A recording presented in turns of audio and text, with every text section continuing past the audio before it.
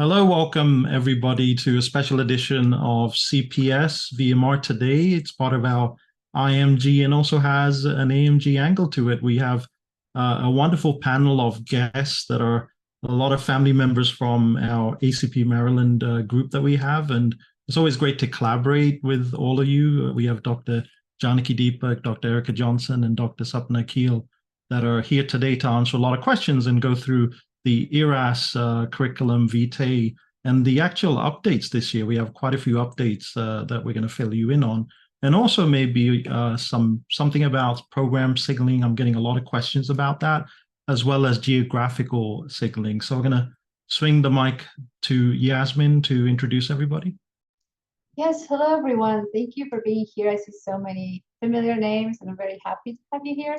So these are our guest stellar speakers. First with Dr. Janaki Deepak. Is an associate professor in the Department of Medicine at the University of Maryland School of Medicine and is a pulmonologist and critical care specialist. Dr. Deepak is also the director of lung cancer screening and tobacco health and treatment at the School of Medicine. She is also director of the University of Maryland Tobacco Health Practice and Lung Screening Program at the University of Maryland Medical Center. Welcome, Dr. Janaki. We're very happy to have you here. Now, we also have Dr. Erica Johnson, who is the program director for the internal medicine residency at Johns Hopkins Bayview Medical Center and assistant professor of medicine in the Division of Infectious Diseases at Johns Hopkins University School of Medicine. She currently serves as an Associate Vice Chair for Diversity, Equity, and Inclusion in Medical Education for the Johns Hopkins Department of Medicine. And Dr. Sapna Kuehl is the Program Director for the Internal Medicine Residency Program and St. Agnes Healthcare in Baltimore, Maryland. She is also the current National Community Hospital Assembly Co-Chair for the Association of Program Directors in Internal Medicine. She is also in the Association of Graduate Medical Education Residency Review Committee, RCIM, since 2020. So welcome all of you. We are very, very happy to have you here. Thank you, Yasmin, for those introductions. And I'll start the screen share and we'll share some informational slides with everybody. Do you see the slides?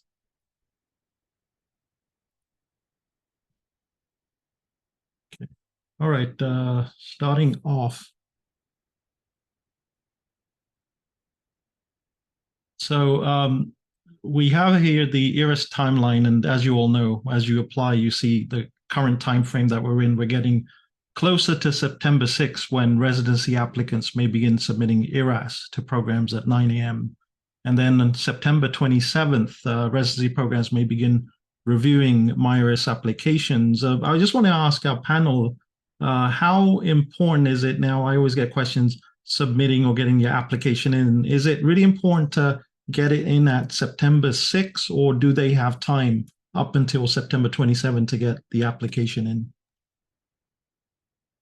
I can take that one and just let folks know that programs cannot access your information until September 27th. So when you get information in, may not change. I only know from September 27th. Now, if you submit things after that date, then we may know. But still, there's a little bit of a time lag there, sometimes in uploading letters, and sometimes that's out of your control. So we recognize that as program directors. And Dr. Johnson, any input about this? Yes, just like Dr. Kuehl said, everything's going to be time and date stamped September 27th at 9 a.m. if it was in there by that date. So I guess the issue is for things that come after, and how much after can it impact your application. So a lot of programs really do go on that date and get started looking. We have thousands of applications to look through. So it is important to have everything in by 9 a.m. on that first date. Every now and then, sometimes a letter will come later, but as much as possible, it's good to have everything in on time so that you're not missed in terms of the first view that committees get of the different applications. Awesome.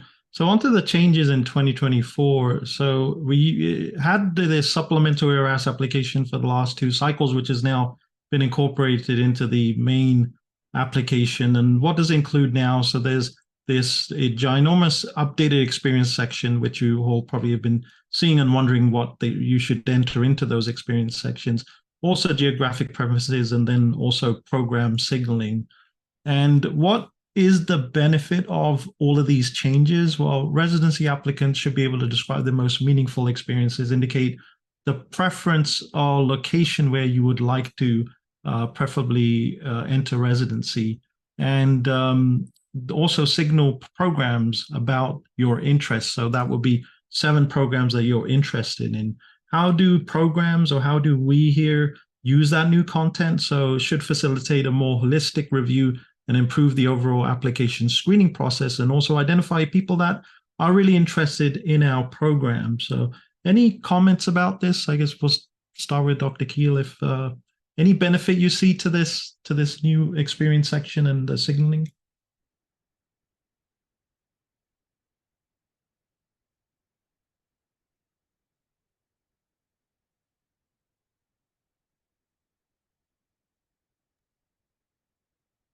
Would you like me to jump in there first? Oh, okay. Well, yeah. So I have loved these new features. You know, of course, my experience with them was when they were part of the supplemental application the past couple of cycles. Now they're part of the full application. And I think they're helpful for a few different reasons. The main reason is that last bullet point there.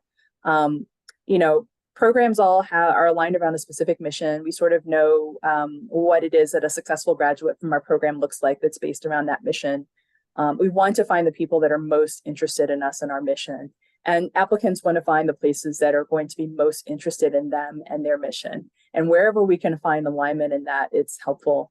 Talking about impactful experiences is a great way to know whether or not there's mission alignment there. And so in addition to the personal statement, adding those meaningful experiences in that section is really helpful for our holistic review.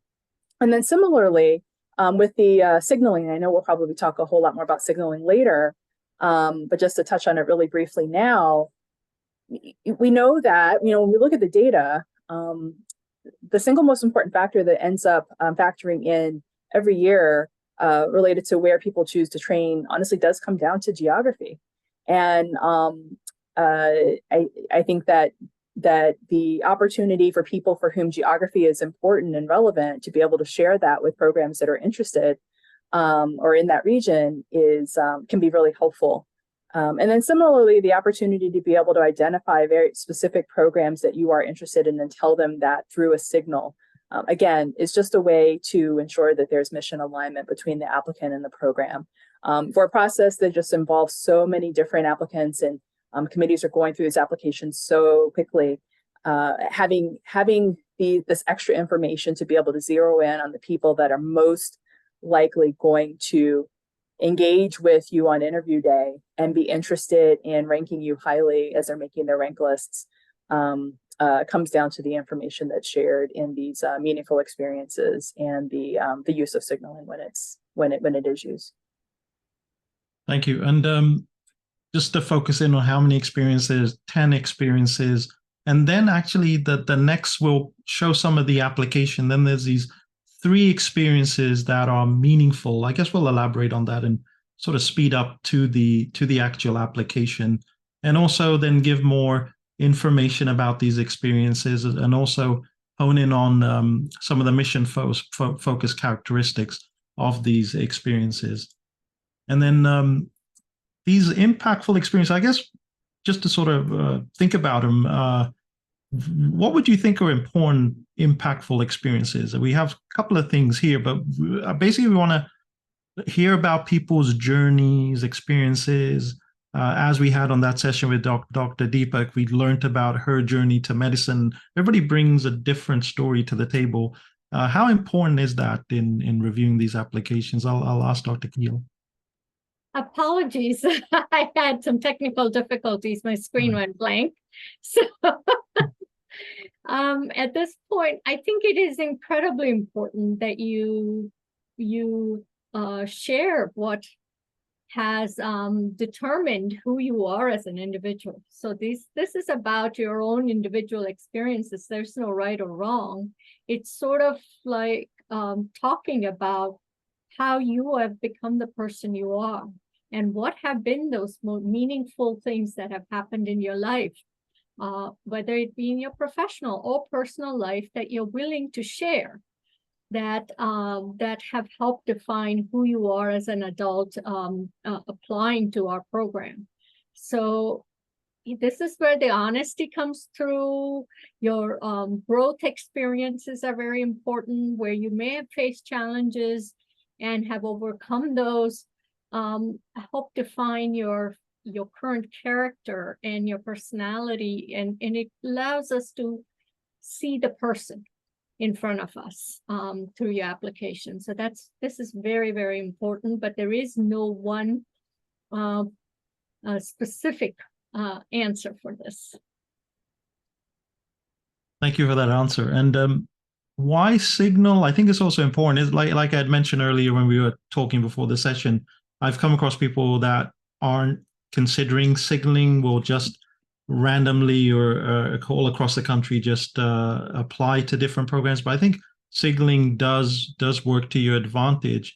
And how will we use this information? As Dr. Johnson had mentioned, we want to see if programs are really interested in our area or our part of the country. And if you had listened in to Dr. Dobin Chow on Monday, he was talking about somebody coming from Hawaii, and I thought that was a great example. Why, if you're from Hawaii, California, would you want to come to a city on the East Coast like Baltimore or Boston, where it may be colder? So that allows us to see if you're interested and if you really can adapt to, or if you're really strongly considering coming to this area. And then we'll talk about that in the application part as well. And the addition of these signals now is becoming standard. What's interesting, talking about the annual program directors meeting, and I understood from the 2 years of data that they've collected from the application that they're the supplementary application. Now I think more programs are incorporating program signaling. Is that correct? Yes, that is correct. It is still an optional thing, both for residents as well as for programs. But programs do have to let ERAS know if they're going to participate in this in signaling early on, so that applicants are aware of whether the program is participating in it. And I think more and more people are seeing the value of signaling because there's so many thousands of applications, and programs are trying to figure out how to find the people who are the best match for the program. As Dr. Johnson pointed out, data shows that geography is one of the top reasons, if not the most selected reason for picking a program. And so if geography is that important in people's choice of a program, it is helpful for applicants to express their interests based on geography, and for the programs to know that, so that it's a win-win in terms of matching people. But if you are not confined to geography, you don't have a particular geographic interest, that's okay too. You just have to state that I do not have a geographic preference. I don't have that, and that's perfectly fine too. And what's interesting is we're interviewing a lot of people collectively in each in our programs. And now I've also seen that it is an exhausting process and does take up a lot of time, involving many different faculty members across all of our institutions now. And I'm seeing that the signaling now, we can latch on to those that are interested in our program and then maybe reduce the number of interviews and just interview the ones that are really interested. Do you think that is going to be adopted across all different institutions during this match cycle? I think it's hard. I think it's hard to say. I think, a lot of programs are using the data from their prior matches to determine the number of applicants per position. within their program that they need to interview, and are largely relying on that data. So I'm not certain that so much the ability to zero in on that better in any 1 year is going to change that number. I think that rather it perhaps helps programs better zero in on the specific applicants who are most interested in the program, so are the best use of that interview position. You know, there are a lot of applicants who get lots of interviews and hold on to interviews and go to every interview and have far more interviews than they need to match into the specialty of internal medicine. And so I think what our hope is that by better identifying the individuals who are very much interested in the program, we can help share, change the distribution of interviews across the applicant pool, so that the right program and the right applicant are able to come together a little bit better in this process.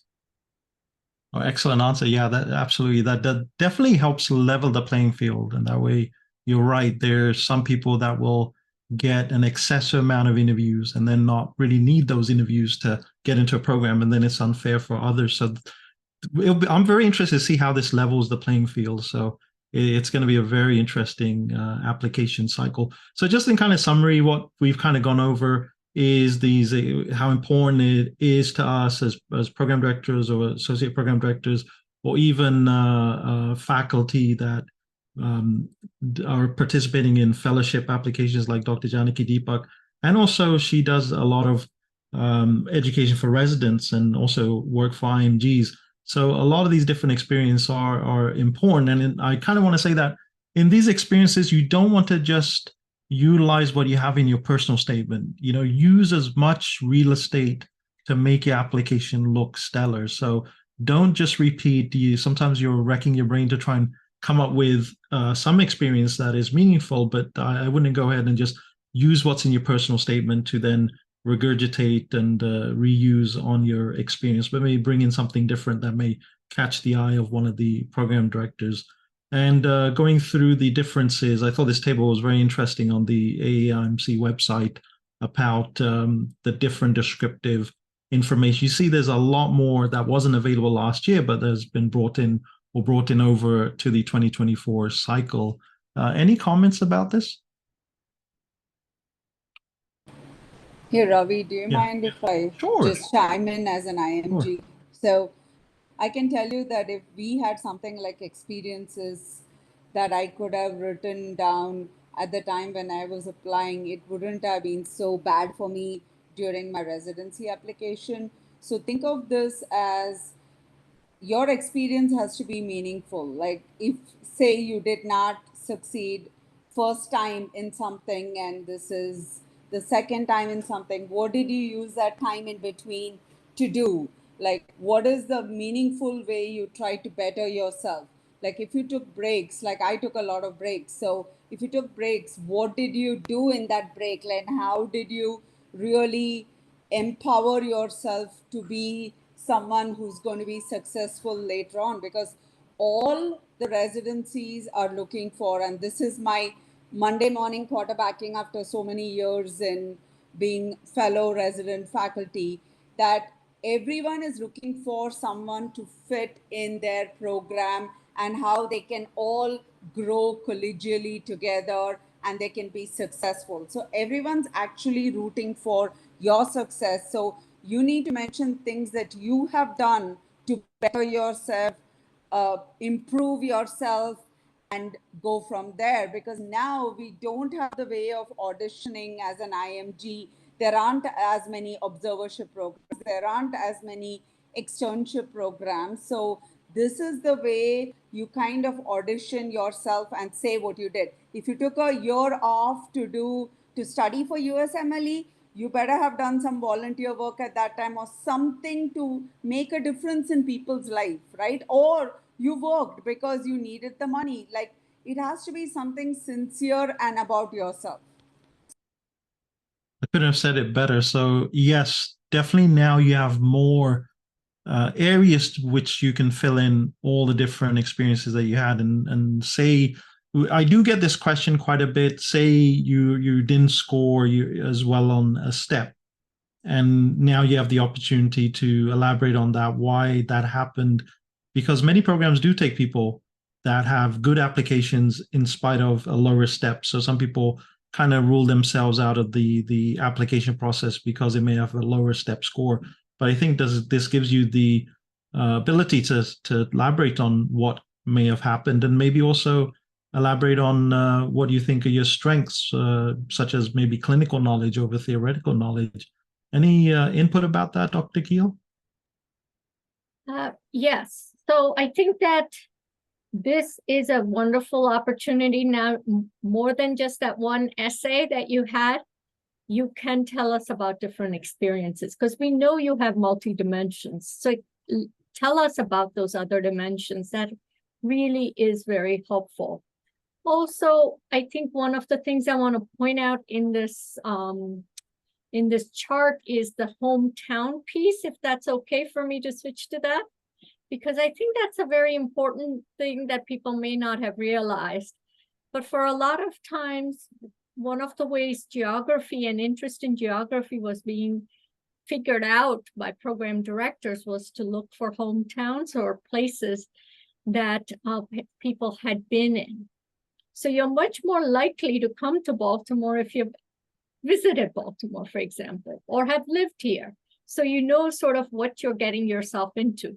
And so it used to often be a substitute for many programs to look at where you've been or your experience have been. Hometown now is standardized, and that data is now going to be collected, and you're allowed to put in up to 5 hometowns now. That's a big deal. And it doesn't have to be somewhere where you have lived, but in some ways you may have a sense of belonging. That's sort of how loose the language is. So that allows you to say these are the top areas that I am interested in. It's another way to capture that information, because if you see in the geographic references, the divisions that they make are huge. We are in a division with Puerto Rico and Florida. So Maryland is very different from Puerto Rico and Florida. So it's very important that people recognize that you do have also an opportunity, like a 300 character limit, but an area for you to put that information in. Absolutely incredible. Yeah, I was going to mention that too, because one of our team members asked that question, but I didn't have the correct answer. But thank you for clarifying that we can actually put, or the applicants can put all the different places that they may have lived while doing research or doing some observerships and things like that.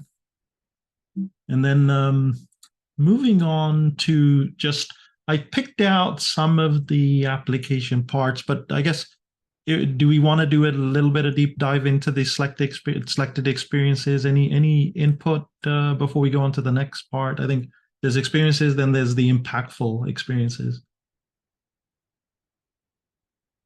Dr. Johnson. I just see, I see that, some of the questions about some of these experiences are related to, is it necessary to spend time talking about specific US-based clinical experiences? And I would say no, is my view, although there might be other views. I would say no, if, for example, your clinical experience, a US-based clinical experience was well covered in one of the letter writers you've asked to write a letter on your behalf. Or, maybe it ends up being something that you talk about in a different element of the application. Maybe it, for example, it comes up in the narrative, personal statement in some way. I don't think that there needs to be a detailed accounting of every single US-based clinical experience. I think that takes up valuable real estate, and there are lots of things, lots of experiences that you have, that each individual applicant has, that makes them uniquely them, and that should be covered, or, have the opportunity to cover there. So I do not think you need to be tied to that. And then also, in terms of how much detail to put there, well, it needs to be enough, and enough so that a person reading it has an understanding of what it is that you're describing, and most importantly, how it has changed you.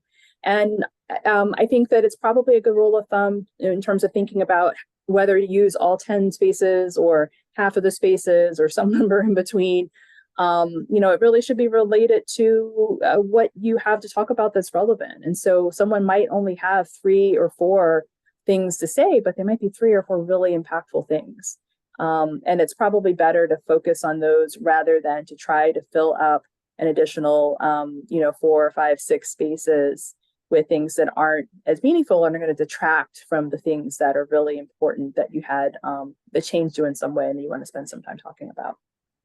Absolutely wonderful. Yeah, I absolutely love that answer, in that not just put in things that could, you're trying to please the program directors, like I did all this work in the US in observerships and so on, or if I'm in AMG, just all the different stuff I did during my MS4 year, but also put those experiences where you may have gone for a medical mission, you may have ran some clinics in an underserved area. Those actually matter, because we are looking for people with broad experiences and not just medical experiences, but also life experiences and hobbies. Yeah, but that also brings up this removal of the hobbies. I always loved the hobby section because I get to see another side of our applicants. But I guess what would be the best way now to put the hobbies into these boxes? I guess I'll start with Dr. Kuehl. I think it's important for us to recognize that hobbies are your passion, something that you're really interested in. It is not what you are doing to spend time only. So yes, you may spend time watching Netflix, but that may not be a hobby to put in. I think it's important to talk about things that you're passionate about or interested in outside of medicine, because we know that what we're looking for are people with different hobbies, interests, different passions, because all those experiences teach us so much about life. And those are those life experiences that are important to me. So if there is a hobby or a passion, say it is that you're playing soccer, or you like to blog, or you go do some other activity outside of medicine that is valuable to you. Talk about that. Why is it valuable? What have you learned from it? So I think in all these experiences, what I'm looking for in the written section is not just what you do with the activity, but specifically your reflection of what have you gained from that experience? How has that changed you? How has your thinking broadened?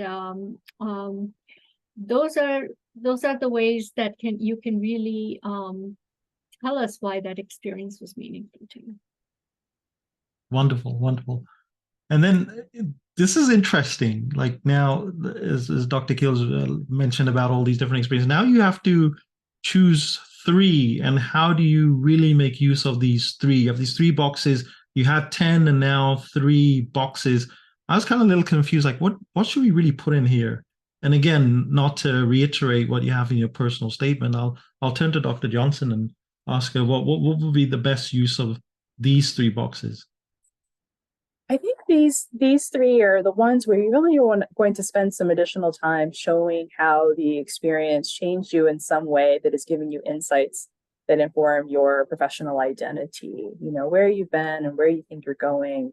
And these are the ones that are probably more than any other section of the application going to help best identify those areas of alignment between mission focus, between the program and the applicant. So I think it's important to really spend some time here thinking about what are the 3 things that have changed me most, and what can I build the best stories around. Things that come out of this box often become great things to actually talk about during the interview. These will come up in some of the behaviorally based questions that we ask, or these will just come up and sometimes in the free conversation that sometimes exists between interviewers and interviewees. So spending some time here can actually also be great practice for getting ready for when you present yourself on interview day. Absolutely wonderful answer there. And I think, like you mentioned, this is what we would use during the interview to discuss, I guess, or make conversation with the applicant. So if you put something that really strikes a chord with the interviewer, a lot of that 15, 20 minutes could be about your experience and less about maybe something that that could be a weaker point on your application. And these things also we take with us. So when we go review the applications to make that rank order list, maybe something stands out and that allows that applicant to be maybe selected higher in that rank order list. Is that something you would agree with, Dr. Kuehl, as well? Yes, absolutely. I would agree with. I think it's so important because sometimes stories resonate with us. We are human beings, creatures of emotion, and particular stories may resonate with us. So that may be a way that the interviewer connects with you. And so if it comes from the heart, it becomes obvious, and it really can be a way to highlight who you are as a person over just your numbers.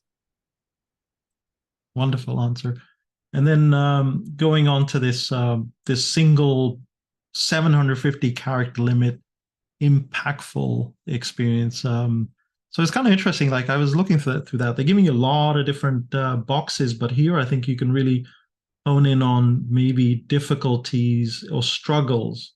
Maybe utilize that struggle to get to medicine, or you struggle to get into medical school, you struggle during a rotation, a struggle, even stories I've heard from applicants of not being able to afford school at some point. So they do highlight here all the different background and community setting and so on that you can maybe elaborate on into that. And as far as language, I always get this question as well. People want to show that they have a good use of language, good vocabulary, but I would say keep it simple. The more complex your writing, I think it makes it more difficult for the interviewer maybe to read quickly, because you're looking through a lot of applications and sometimes you could slip up if you don't have a good handle on the language. What would you say about that? Like just to keep it simple and just try and get the message across rather than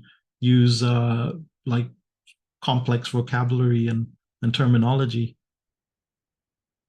If Dr. Johnson can take that question. Yeah, I think generally it is better to keep things simpler rather than complex. You're right that a lot of committees are going through applications having fewer than 10 minutes to maybe get through everything for a single applicant, and so they are reading quickly, and so you do want it to be, you want enough information to be there. You don't want it to be bullet points, but yes, it doesn't need to be complicated at all. And I think it's always good to have other people read your answers to these questions and read your personal statement and give you feedback on it. Ask them to read it and ask them what message they got from it, because it's helpful to elicit that feedback. You want to be sure that the points that you were trying to get across came across clearly and succinctly. Absolutely. Thank you. And then moving on, this is sort of, getting away from, I guess, the experiences now. Now we're moving on to the publication. So a lot of people actually, I'm getting these questions. I'm not sure if you're maybe getting them from medical students. Like the main one I'm getting is any articles, maybe Dr. Janaki, Deepak could elaborate about this. Say there's different kind of articles, abstracts that are in maybe publication, maybe in press, maybe online, not actually in publication. How should they actually enter these? So when you're looking at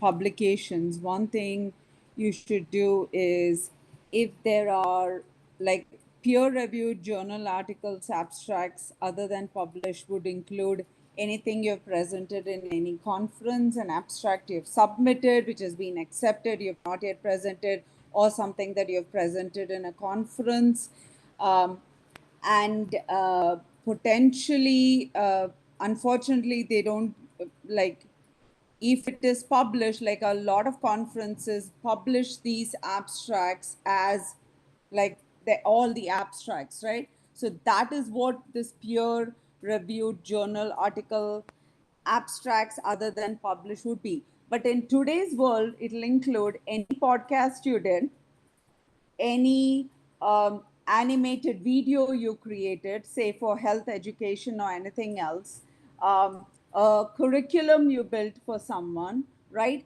All those will also be included in this. Like, for example, American Thoracic Society has best of ATS videos. So something in that will absolutely fit in here. And there are other societies also which have video-based publications. A peer-reviewed journal article or abstract is something which is published. Now, it does not have to be PMID.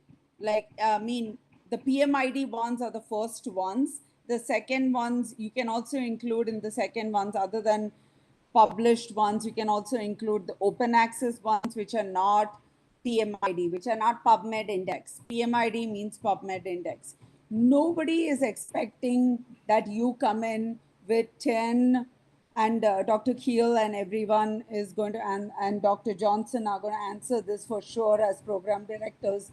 Nobody expects you as a student to come in with multiple of these publications. But if I tell you that I have been practicing radiology in a country for 10 years, then maybe I do expect that a couple of things you have done in terms of these, right? So, but if you're brand new out of med school and all you've done is prepare for USMLEs and you come here, nobody expects too much in here.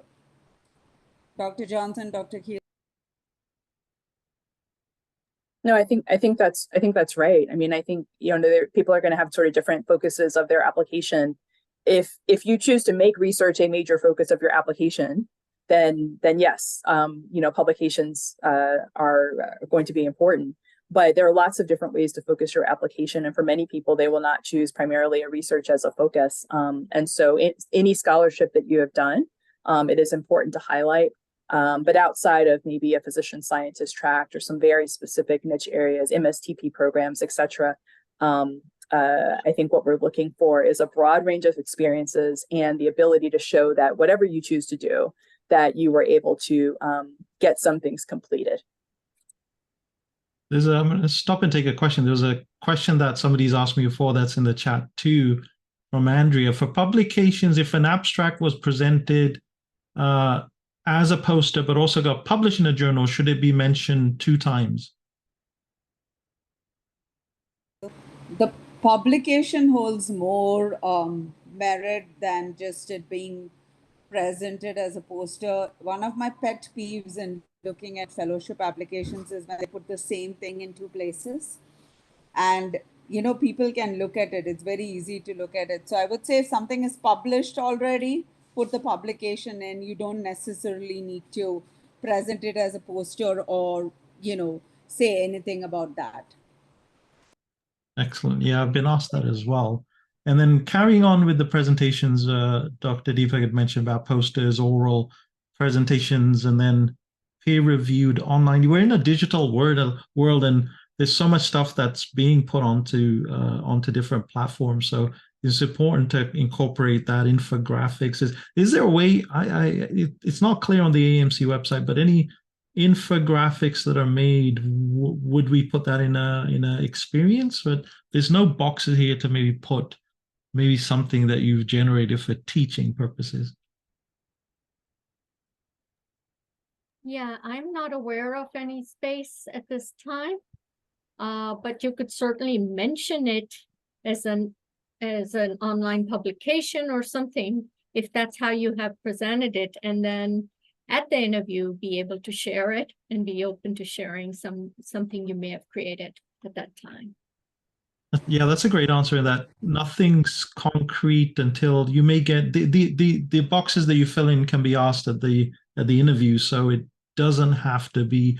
I mean, there's a gray line between some of these things, but be prepared to elaborate on what you're mentioning in those boxes. And another question about this: on this platform we do discuss a lot of cases. We have a lot of medical students, attendings, fellows bring cases, and it's digital education, and it's available on YouTube for rewatching purposes, but there's no MOC or CME. Would this be an oral presentation, say if a case was presented by one of the students? I would consider it a non-peer reviewed online presentation. Um, but it is a murky area, right? Like, I mean, it is not like, but it's no different than presenting morning report or presenting in conference, right? So it's, yes, that there is work going into it, but unless you were the one to actually sit down and go through the case and the differential diagnosis, you presenting the case by itself does not really, to me, count as a presentation. If you are talking about everything about the case, you're kind of breaking down the differential diagnosis, you are the one leading that discussion, that is more meaningful. Well, thank you for clarifying that. And now we come to near the end as far as the signaling part of it. I know a lot of people have questions about that. What would be the best use of signaling? We kind of did touch upon that, but I guess programs now. Okay, starting off with the supplemental application, they did mention not to signal your home program, places that you rotated. That's no longer the thing, right? So now you have to signal those programs before you got like a pass on that. So you would get interviewed the places you rotated at your home institution, but now you have to use one out of those 7 for each of that. And I've heard anything just to start this conversation. Some people have mentioned maybe choosing 3 like dream programs and 4 realistic programs. Is there anything that you heard or anything that you could help our viewers with that selection? I'm not aware of any specific optimal way to use these signals. I think we're all kind of learning about these signals. And so I think one of the things I'll be really transparent about is that I know as applicants, you're probably feeling a lot of anxiety about how signals are used. We as program directors spend a lot of time talking amongst each other about these signals as well. So just know it's coming from both sides. We're all learning together. But my recommendation, my advice would be that at the end of the day, you want to signal the programs that you are most interested in. The signal is a way of indicating interest. I don't think it's a way of trying to figure out the system and figure out the places you're more likely or less likely to get an interview. I think if we look at it at its purest form and how it was intended to be used, I think it was intended to be a communication between an applicant and a program that, I am really interested in you. And then hopefully the application helps explain why. And then programs will know what to do with that information. So I would say choose, if you're choosing to use signals, choose the 7 programs that are just your favorite 7. That may or may not, for example, be a program that you rotated at or is your school of medicine, even though we can include those in the signals. I think some of that language was removed partly because it was really confusing. There were some people that even when told not to signal their home institution still did. And there was just potentially a lot of confusion there. So I think it's a lot more clear now. You can signal the programs that you're most interested in, whatever that means. But I think that there also might be reasons you might choose, for example, not to signal your home, your medical school, or a place where you did a rotation, even though that is maybe a place that's top on your list. Maybe from your relationship there that you are going to be able to interview at that program. Then that might be a signaling opportunity you can save for another place that is high on your list. At the end of the day, probably best to talk through a trusted advisor with your decisions around which programs to offer your precious signals to. Oh, great answer. I think don't rely on forums like Student Doctor Network where people are talking about stuff they don't know about. Keep it simple. I think if I was applying, Dr. Johnson's answer actually made me less stressed. So just choose where you want to go and see what happens. But I'm gonna Dr. Deepak has something to say.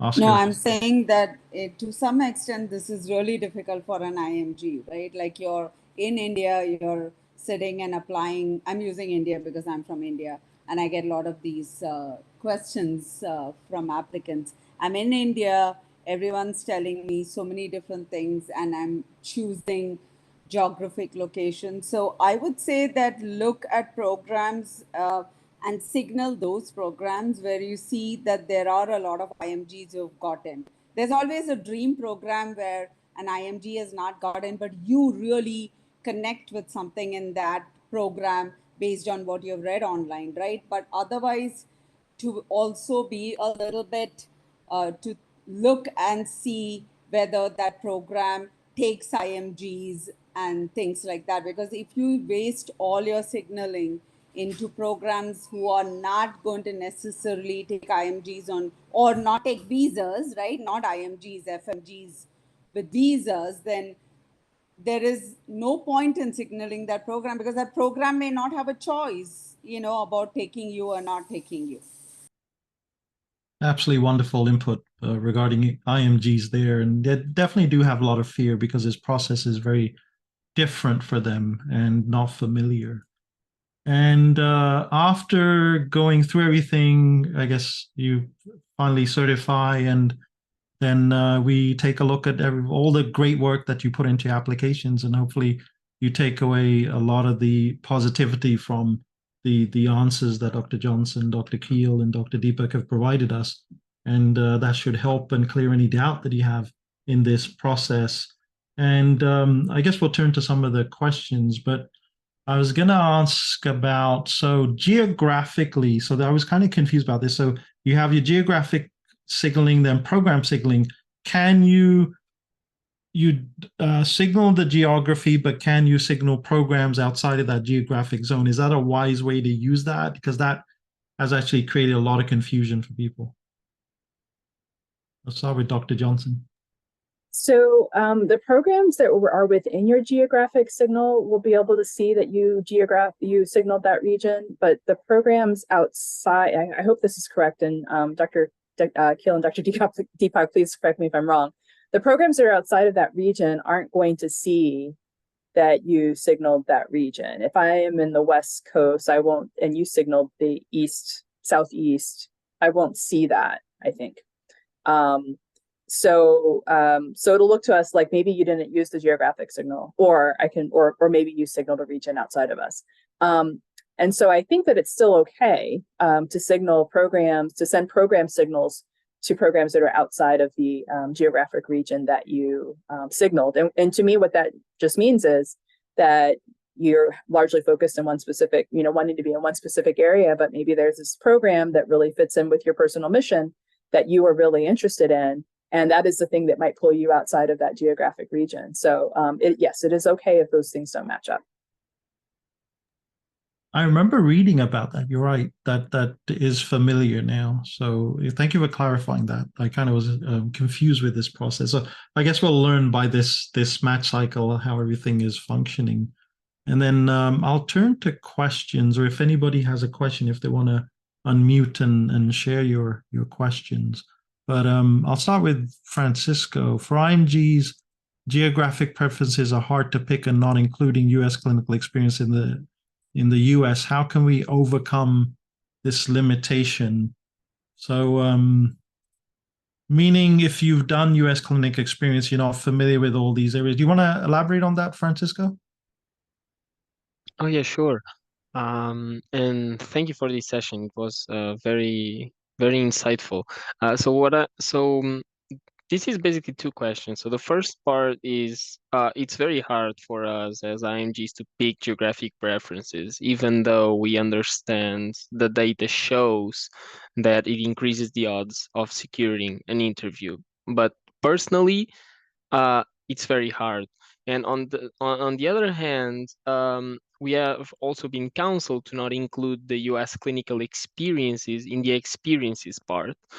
But probably for us, it really shaped our path and our mentality going forward, and to clarify if we really want to do residency here or not. So how can we really overcome these two challenges? If I understood you correctly, what you were saying is you may not have a geographic preference because you haven't spent time in the US that you are interested in, or are you saying that I don't have a preference because I'm happy to go anywhere? Yeah, we like personally, I'm hoping to having different cultural experiences. I haven't spent a lot of time in one particular place. So yeah, both things.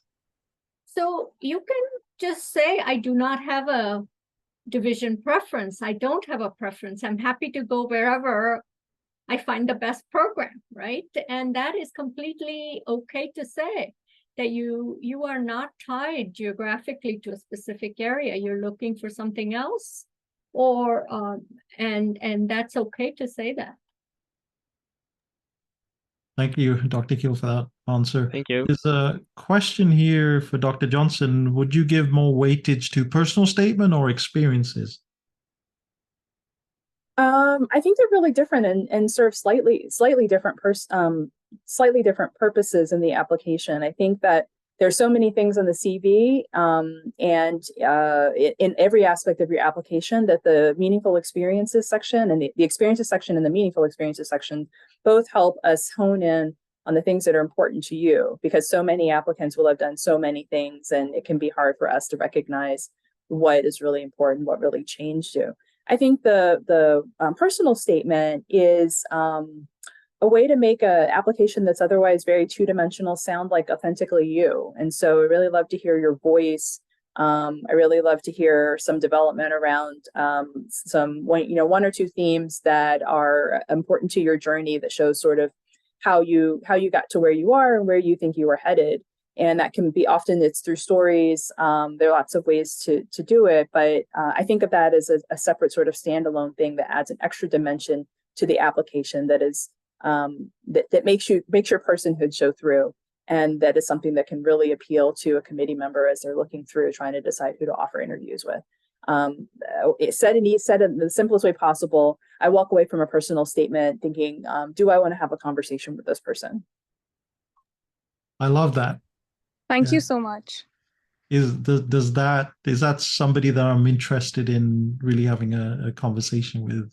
Or you pick the topic from that personal statement and then start with that conversation. Tell me about this situation. I just love that. There's a really interesting question. We're still in a time where step one is pass fail, and we still have applicants bringing a score.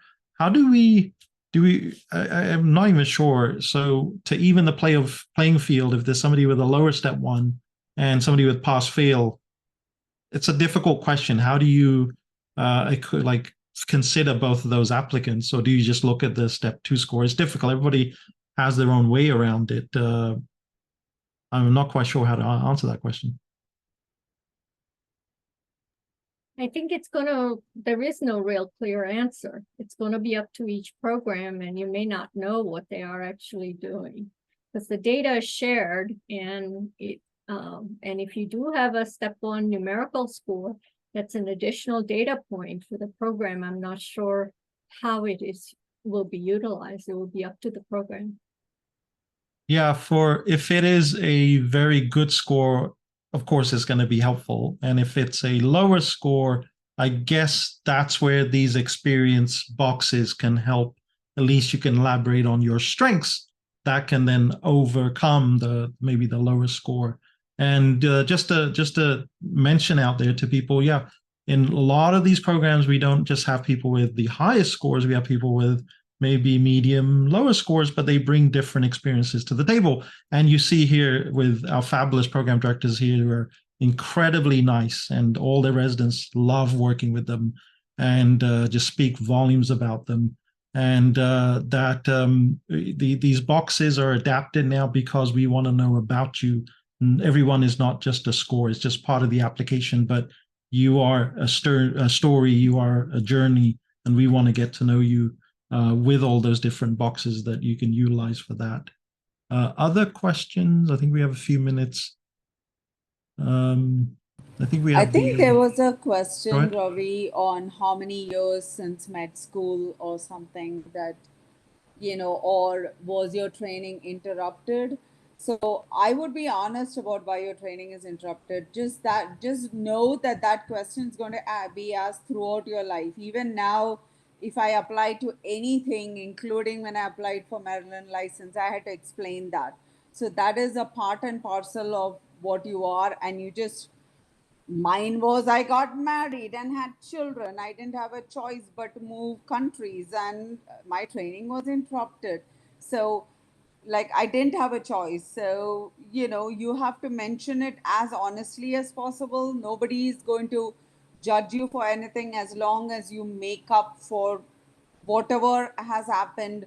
You just take it in your stride. You cannot let any interruption, any number of years from med school be the reason why you think of yourself negatively. You have to look at positives, and you have to look for any and all experiences that you can get. And in terms of the US clinical experiences, I've had several IMGs send me their CVs, and I've looked at their US clinical experience. Sometimes it's not meaningful. So unless it's very meaningful, unless you really are getting a letter from there, unless that place taught you something that you can write about or do about, I wouldn't just list it for the sake of listing. And do understand that a lot of us know that if you pay certain amount of money, if you have certain amount of money and you pay certain amount of money, there are institutions, premier institutions in the US that let you have clinical experience. So we are all savvy with all of those nuances.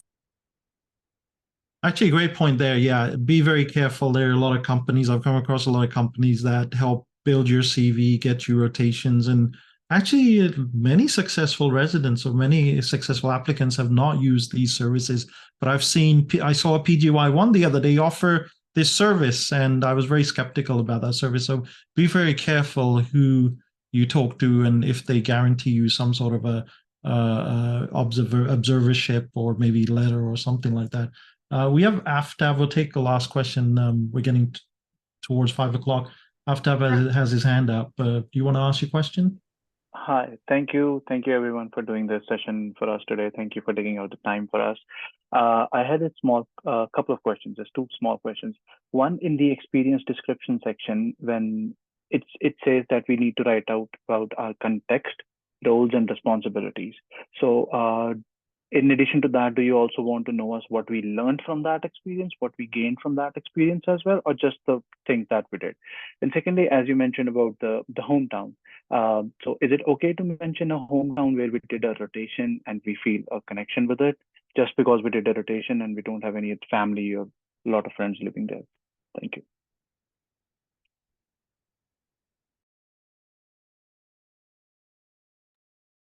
I think I would start with the hometown and say, if it is a place that you want to end up at, mention it, that it is a place that you have a special connection to. Even if you do not have anyone who lives there, maybe you enjoyed your time there. So I would mention it as a area that you have a connection to. It doesn't have to be that you know someone there. Thank you. Thank you so much for clarifying. And about the experiences. Go ahead. Like, do you want to write us about what we learned as well? I think so. I think for me, an experience may, you could tell me in a sterile fashion, how many hours you spent there, what you did specifically in that environment. But it is helpful for me to know how that changed you, what you gained from it, how is that made you a better doctor, better human being. Perfect. Thank you. Thank you so much. Thank you for helping us navigate this new system. Thank you. Thank you, Aftab, for that question. There are a few more. I think. Thank you for Dr. Deepak, Dr. Kuehl, and Dr. Johnson for answering a lot of the questions and helping. Also, somebody who is also Zoom user has been answering a lot of those questions, so that's very helpful as well. But any closing remarks? I'll start with Dr. Johnson. I think that that while this process can provoke a lot of anxiety, it's also, one of the most important, processes you're going to go through, of the many important processes you're going to go throughout your journey. So I think it's important to enjoy it as much as possible. Enjoy the process of learning how to tell your story through your personal statement and through your impactful experiences. Practice what telling that story is going to be like on the interview day. Use the interview days as real opportunities to build connections with people. Try to use the virtual environment as a way to, get to know as much about the program as possible, but really get a sense of what relationship is like there, and how people are taken care of and how they care for each other. There's so many ways to make yourself enjoy a process that is otherwise really stressful. So look for that and try to find as much joy in it as you can. Thank you. And Dr. Kuehl? Yeah, I loved Erica's message. Absolutely. There's a lot of tough things in life that you will have to go through. And in the big scheme of things, this is just one of those adventures. Enjoy it. Be honest.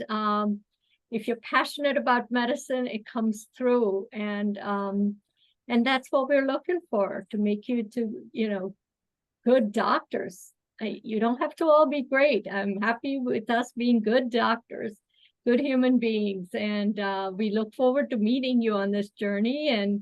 Don't